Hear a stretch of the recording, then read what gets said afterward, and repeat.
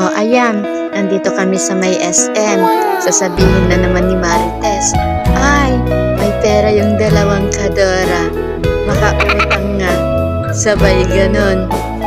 Akala nila, ting nasa bayan kaming dalawa, madatong ang dalawang kadora nyo. Di lang nila alam, butas ang pulsa, butas ang pitaka, pati bag walang laman. Ano bang laman yung bag namin? Payong at tubig. Yan lang mga guys, ang mahirap sa mahirap. Oh, pa-shopping, di na makatulong, walang maitutulong kung ganyan na may krisis.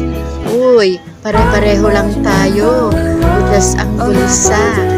Ayan, nagawi lang kami sa bayan dahil syempre may pangangailangan din ang bibig.